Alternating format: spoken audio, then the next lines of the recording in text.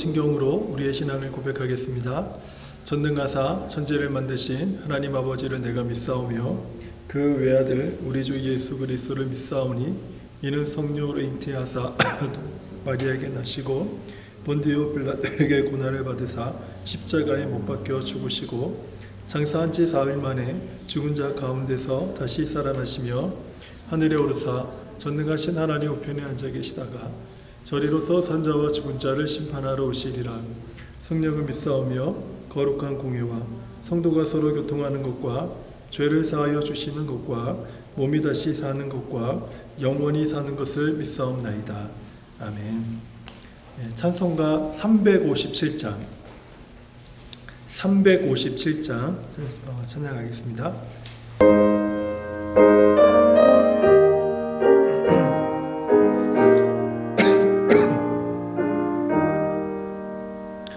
주 믿는 사람 일어나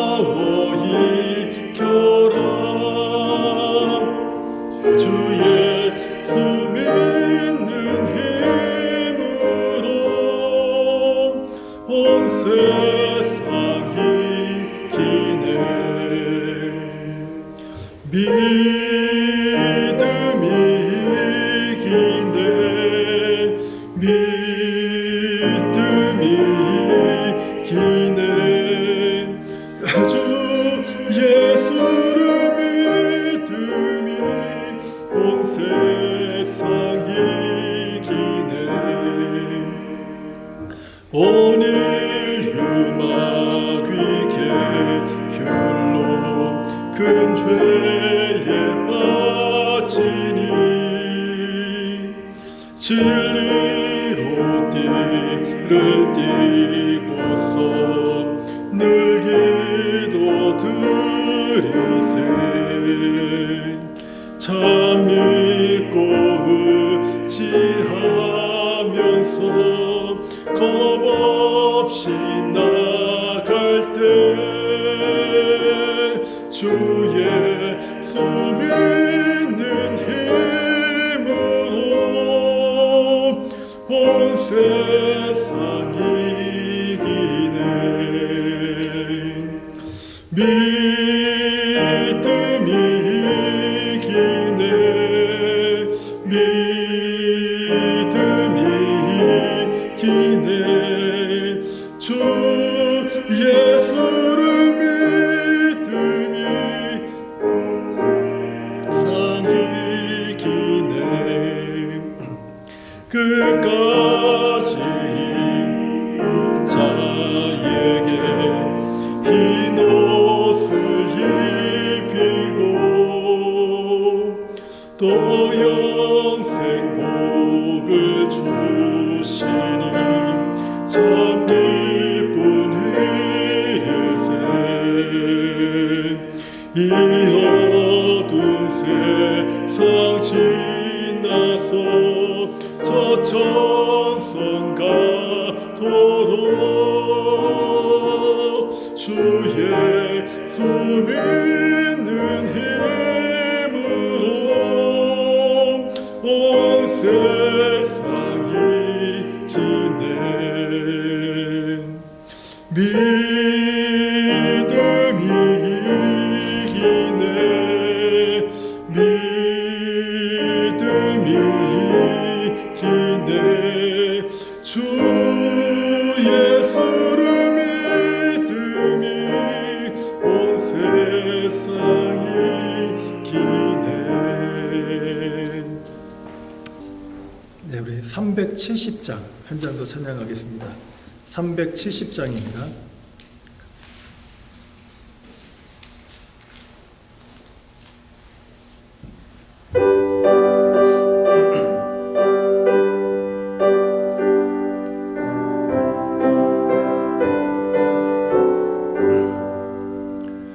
주 안에 있는 나에게 땅 근심이 있으랴 십자가 밑에 나아가 내 짐을 풀었네 주님을 찬송하면서 할렐루야 할렐루야 내 앞길 말고 험해도 나 주님만 따라가리 그 두려움이 편하여 내 기도 되었고 전날의 한숨 편하여 내 노래 되었네 주님을 찬송하면서 할렐루야 할렐루야 내 앞길 말고 험해도 나 주님만 따라가리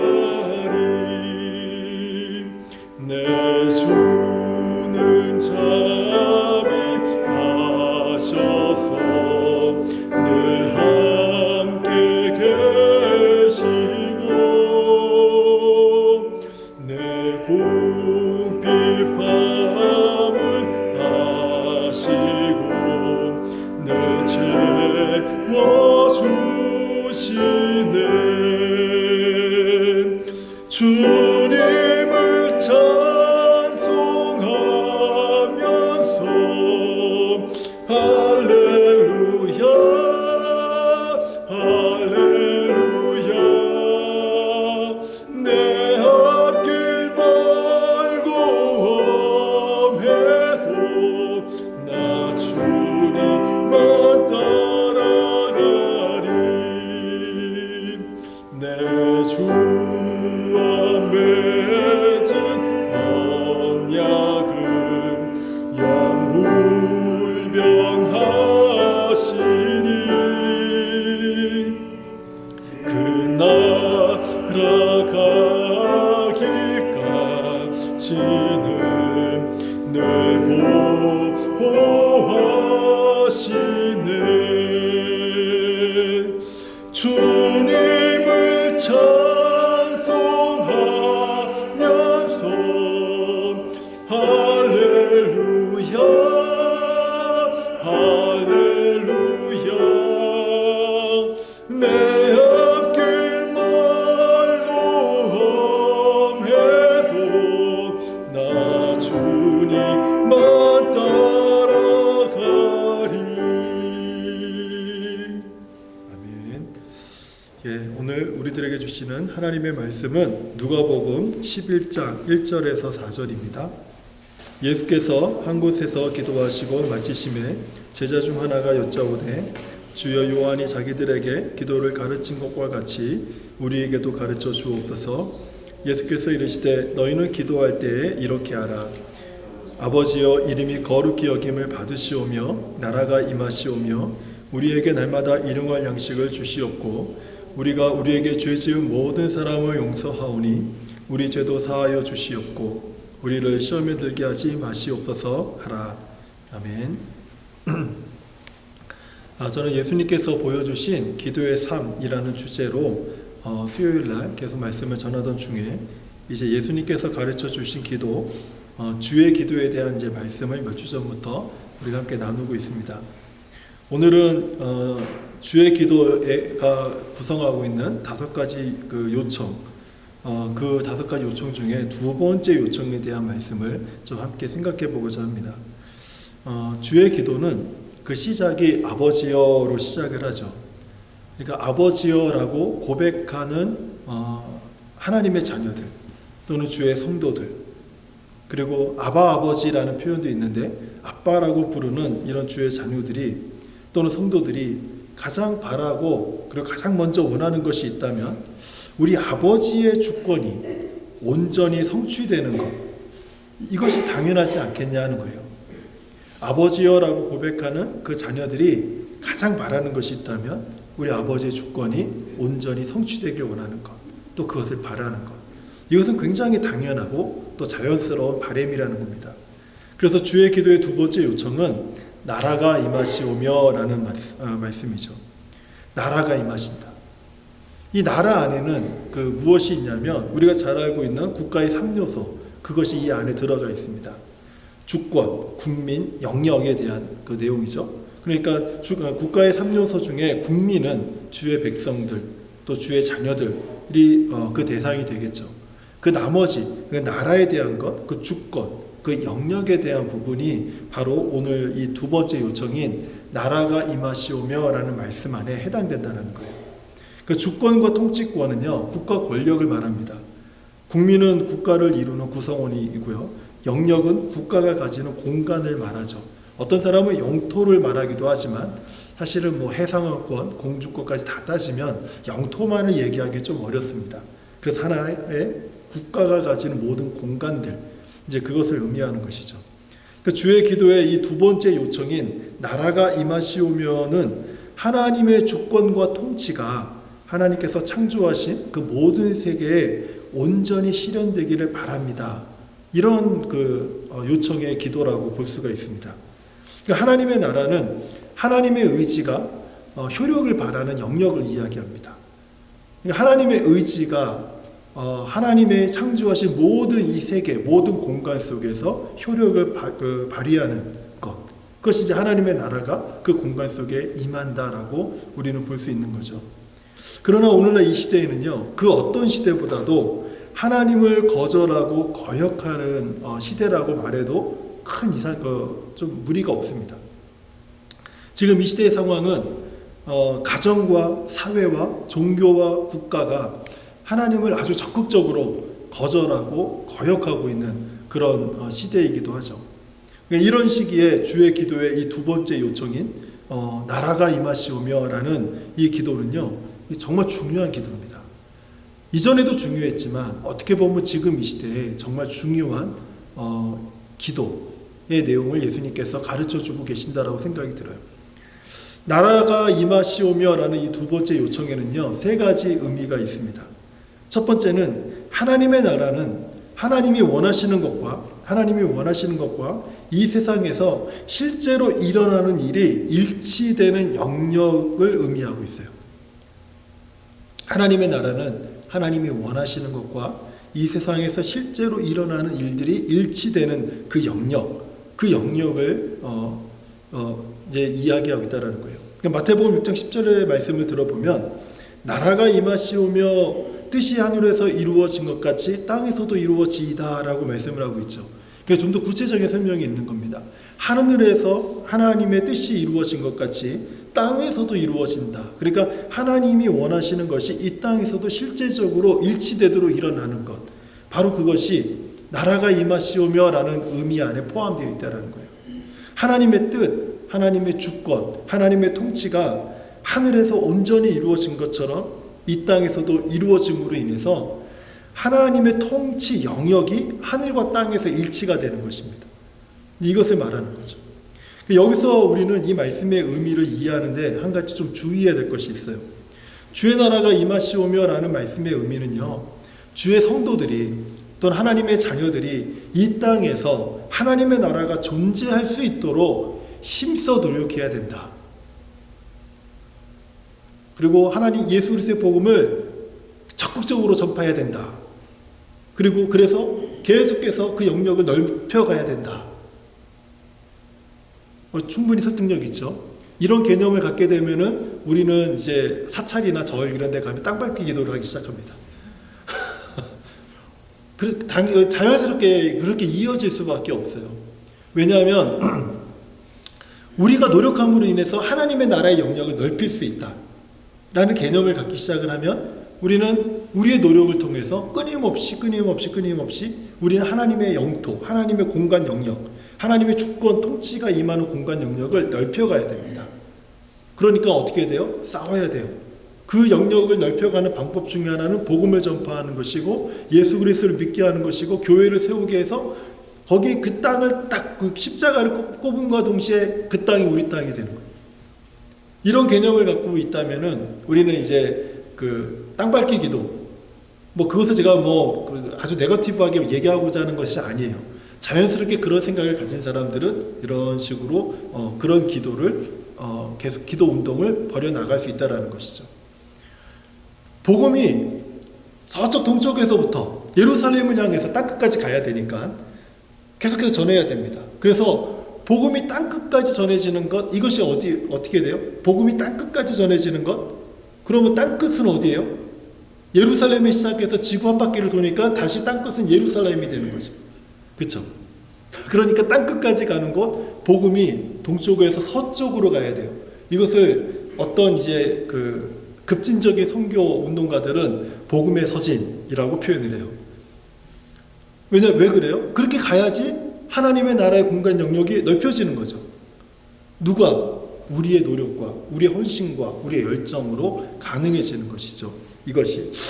그런데 내 기준에서 한번 볼게요. 우리들의 땅끝은 어디입니까? 우리들의 땅끝. 지금 내가 서 있는 이곳에서 땅끝은 어디예요? 캐나다에서 땅끝은 어디예요? 한국에서의 땅끝은 어디예요? 지금 내가 전해야 될 복음의 땅끝은 어디예요? 지구는 둥굽니다. 그러니까 어떻게 돼요? 땅끝은 어디냐면요.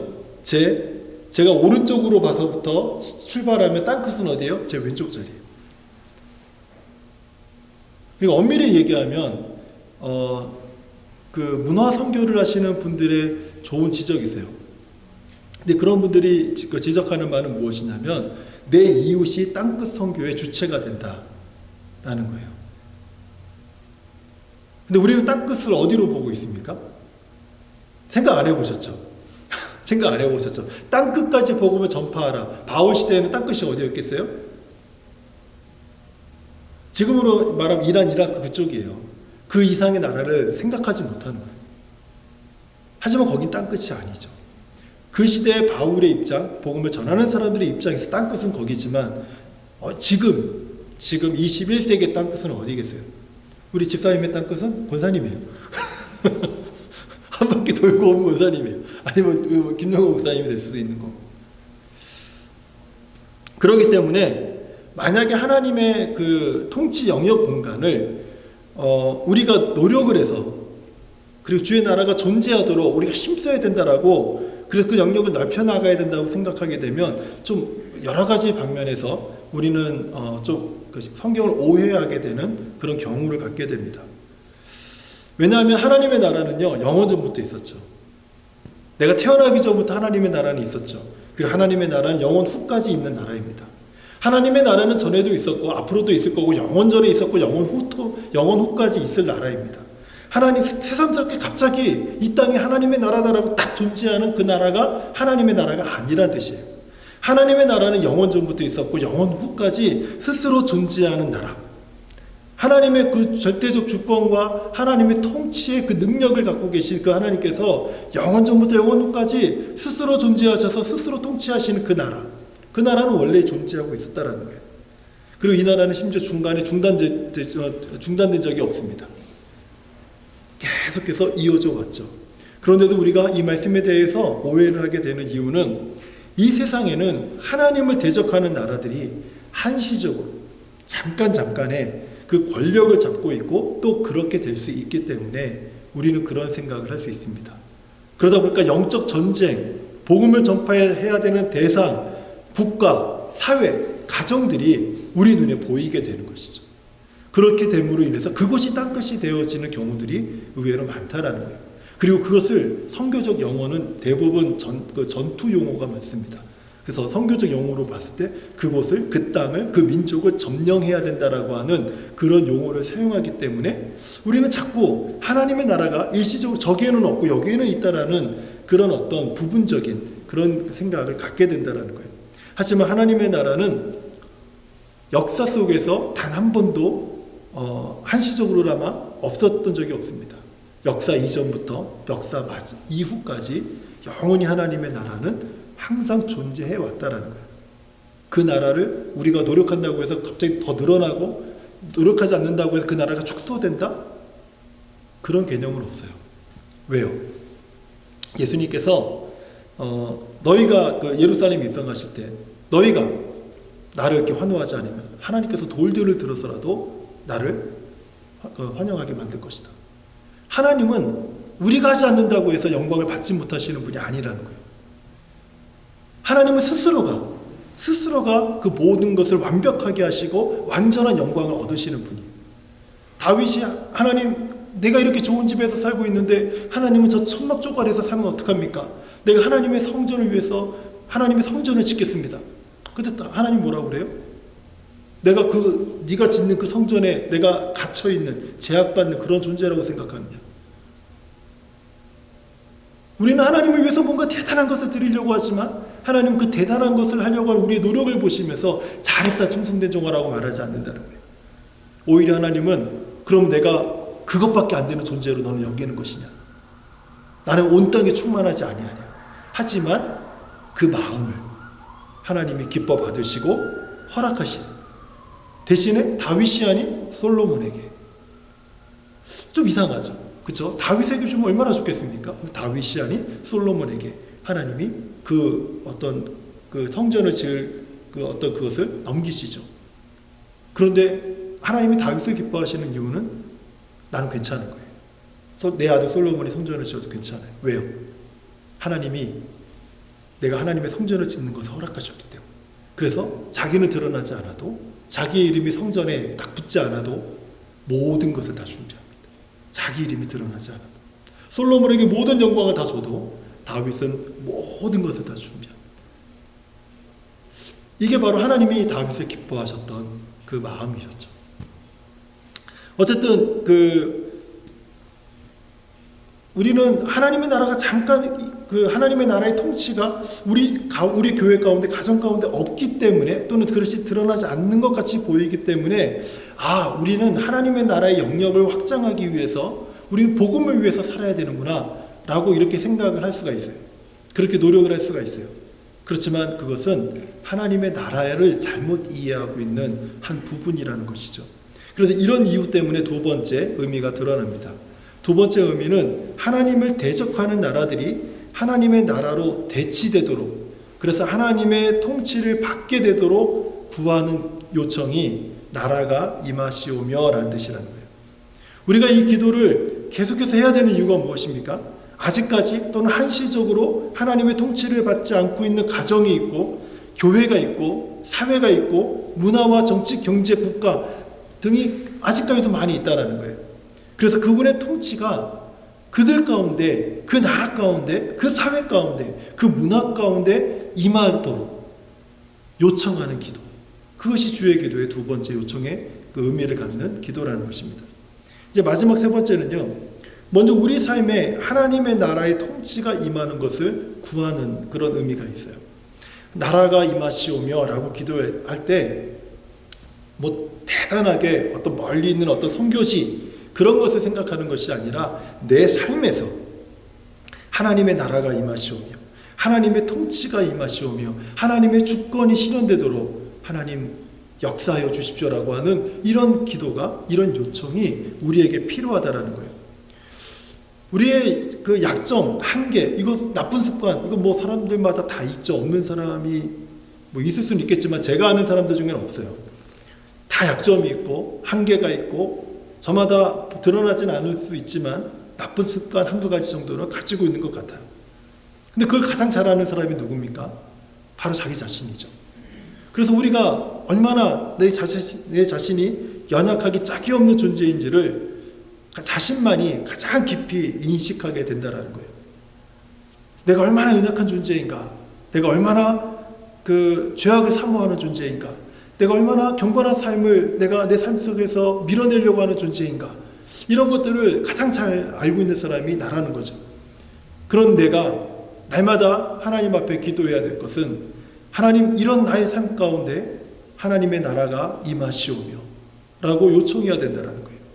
그랬을 때 나의 삶에 나의 지식과 경험과 의지의 그 범위를 초월하는 방법으로 그 하나님의 행동과 의지를 내가 따르게 해 주십시오 라고 도움을 요청하는 그 기도가 바로 이 기도라는 거예요. 그래서 내 삶에 하나님의 나라가 임하시오며 라고 하는 이 요청은 하나님 날 좀 도와주십시오. 난 약합니다.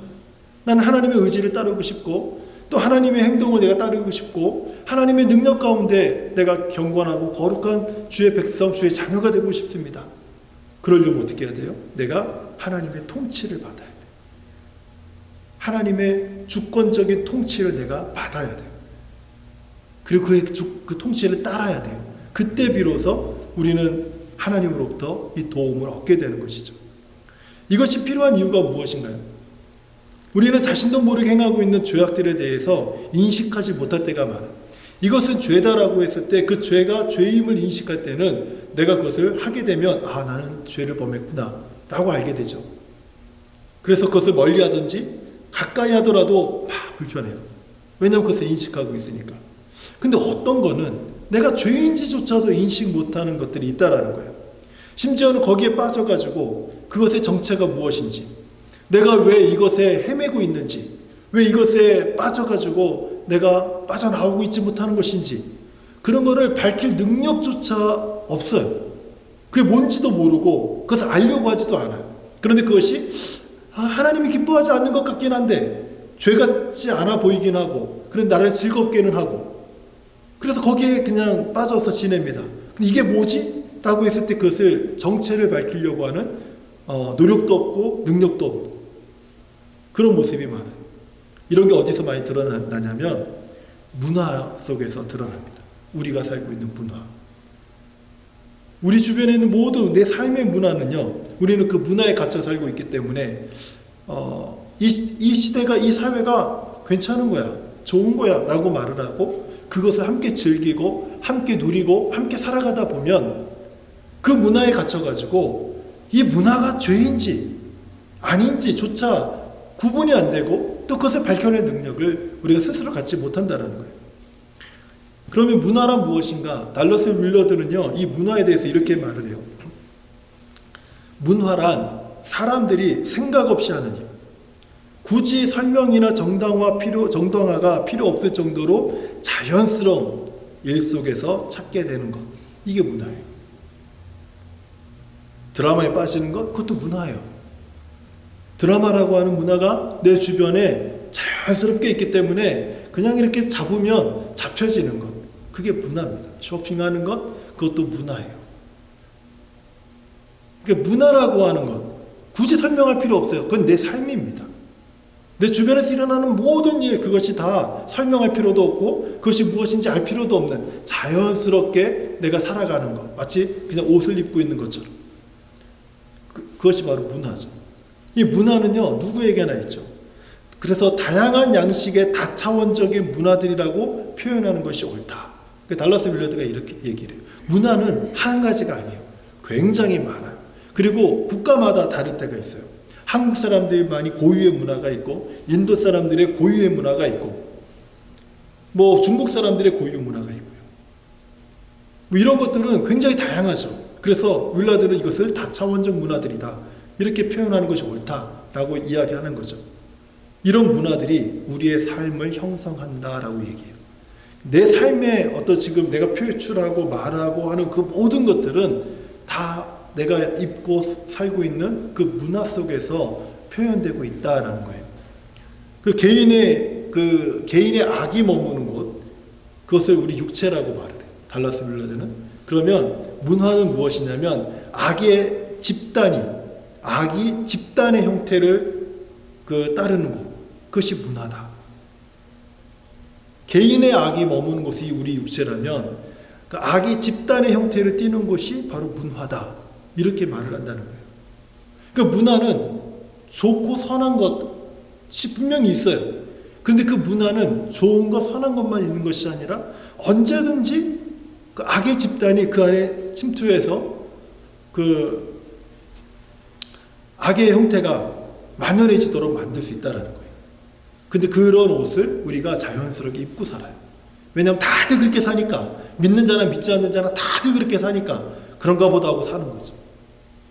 뭐 그것에 대해서 이야기할 때 뭐 꼭 굳이 그렇게 얘기해야 될 필요가 있겠어? 뭐 굳이 그걸 들춰낼 필요가 있겠어? 요즘 다 그렇게 하는데.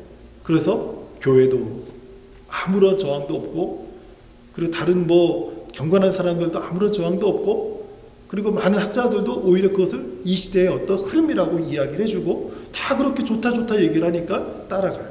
근데 그 따라감 속에서 우리는 나도 모르게 악의 문화 속에서 빠져들어가고 흘러들어가는 것을 보게 되죠. 제일 뭐 대표적인 예는요, 애들이 핸드폰 들고 게임하는 거예요. 게임이 악이다? 그 뜻이 아니에요. 무엇인가에 집중하는 것, 그것이 잘못은 아니죠. 중독되는 것, 빠져나오지 못하는 것. 근데 왜 중독되지 못하느냐? 왜 중독에서 벗어나지 못하느냐? 게임을 만드는 제작자들이 벗어나게 만든다면 그건 게임이 아니에요. 이제는 빠져서 못 나오게 하는 것이 게임이죠. 그렇게 만들어졌기 때문에 빠지면 못 나오는 거예요. 근데 우리는 게임하지 마. 게임이 그렇게 나쁜 것 같지는 않은데 그 꼴이 보기 싫어요. 공부 안 하니까. 공부도 잘하고 이것도 잘하고 다 잘해봐요. 그러면서 게임해봐요. 아무 말 안 할걸요? 근데 게임을 만드는 제작자들은 한번 빠지면 못 빠져나오도록 최대한 잘 만드는 거. 이제 그런 어떤 모습들이 우리들의 문화 속에서 자연스럽게 드러나게 되는 거죠. 그러니까 알지 못한 채 오늘날 사람들이 선호하고 기뻐하고 자랑하는 그 문화의 옷을 입고 살 때 그 문화 안에 담긴 악의 문제에 대해서 우리는 전혀 인식하지 못한 채 살아갈 수 있다는 거예요. 그런데 이러한 곳조차도 하나님의 나라가 임하고 하나님의 통치가 효력을 발휘할 때 비로소 우리는 그곳에서 하나님의 나라를 경험하게 된다는 거예요. 그래서 나라가 임하시오. 우리 가정에 나라가 임하시오. 우리 자녀들에게 나라가 임하시오며라고 우리가 요청하는 기도를 하나님 앞에 드리도록 예수님이 가르쳐 주신 거라는 거예요. 이제 한 가지 질문으로요. 이제 마지막으로 한 가지만 생각해보고 설교를 마치려고 할게요.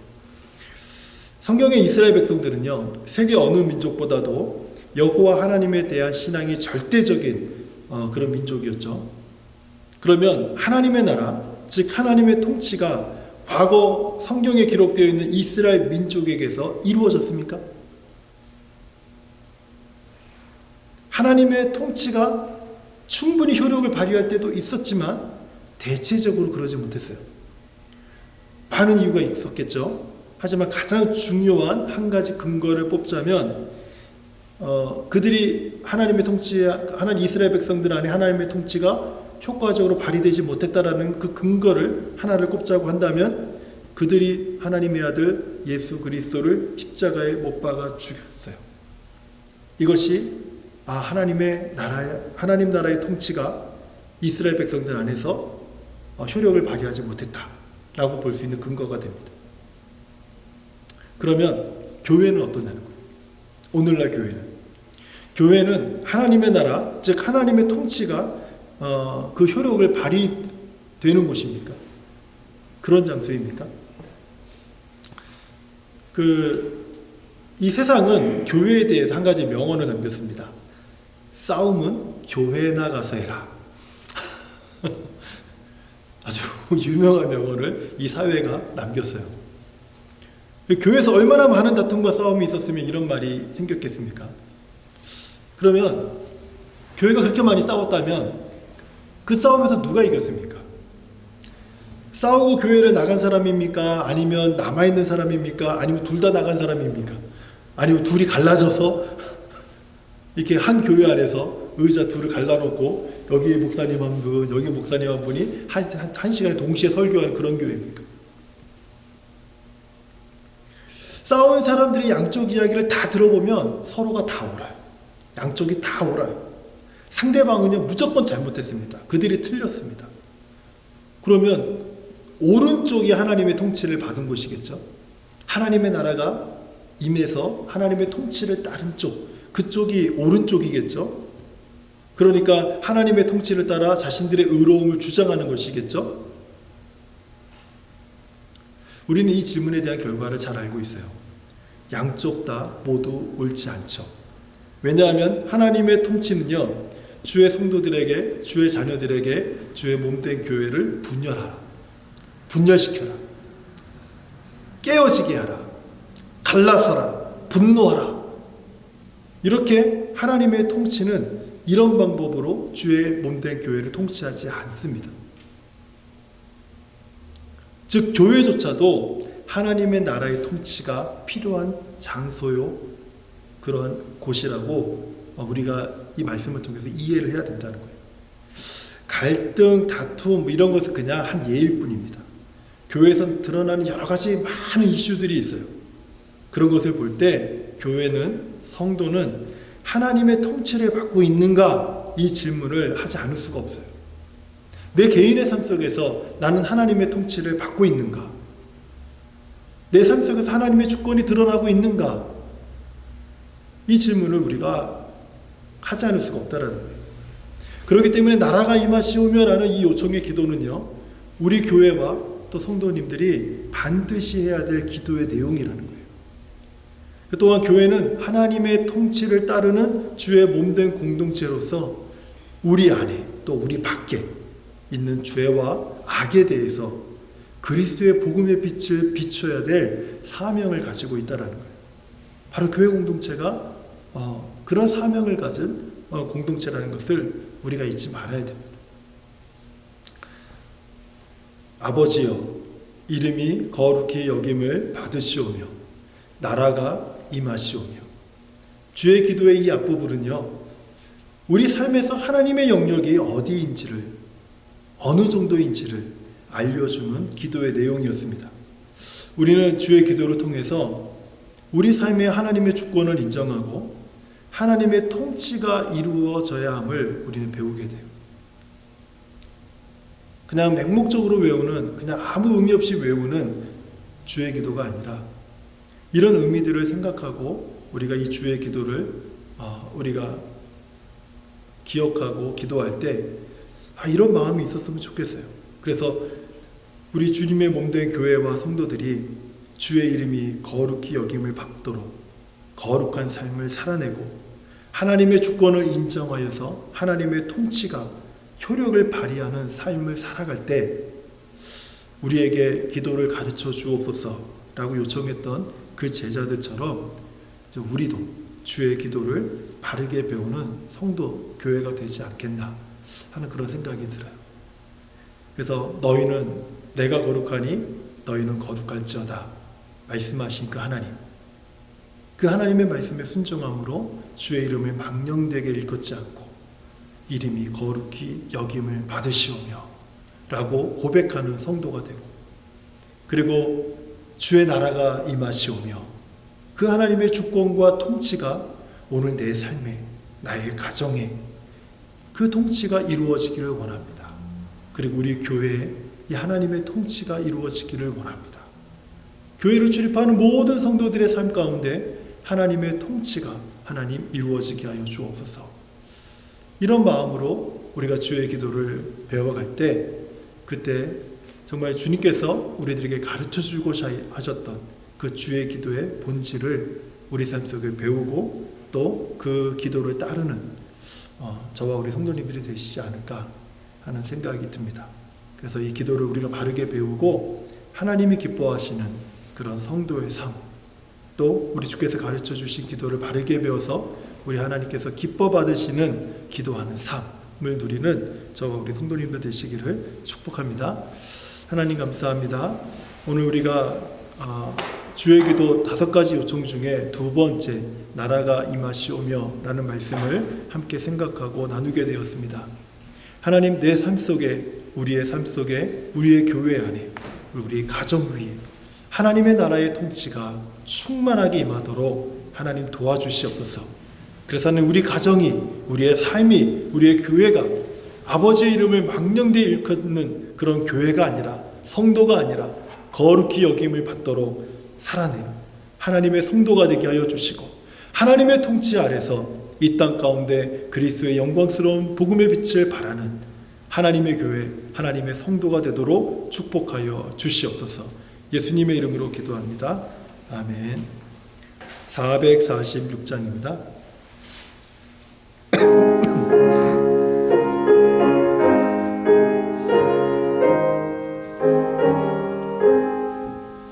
주 음성 외에는 참 기쁨 없도다. 날 사랑하신 주 늘 계시옵소서. 기쁘고 기쁘도다. 항상 기쁘도다. 나 주께 왔사오니 복 주옵소서. 나 주께 왔으니 복 주시옵소서. 주 함께 계시면 큰 시험이 기네. 기쁘고 기쁘도다. 항상 기쁘도다. 나 주께 왔사오니 주옵소서. 주 떠나가시면 내 생명 헛되네. 기쁘나 슬플 때 늘 계시옵소서. 기쁘고 기쁘도다. 항상 기쁘도다. 나 주께 왔사오니 복 주옵소서. 그 귀한 언약을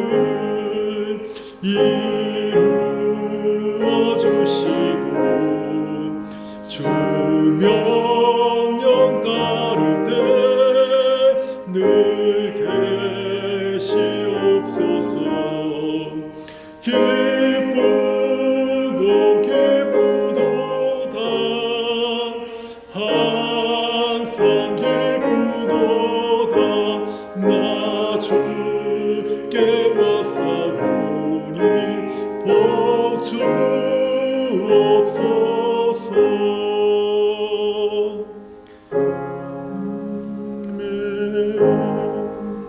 너희는 이렇게 기도하라. 하늘에 계신 우리 아버지여, 이름이 거룩히 여김을 받으시오며 나라가 임하시오며 뜻이 하늘에서 이루어진 것 같이 땅에서도 이루어지이다. 오늘날 우리에게 일용할 양식을 주옵시고 우리가 우리에게 죄 지은 자를 사하여 준 것 같이 우리 죄를 사하여 주옵시고 우리를 시험에 들게 하지 마시오. 다만 악에서 구하옵소서. 대개 나라와 권세와 영광이 아버지께 영원히 있사옵나이다. 아멘.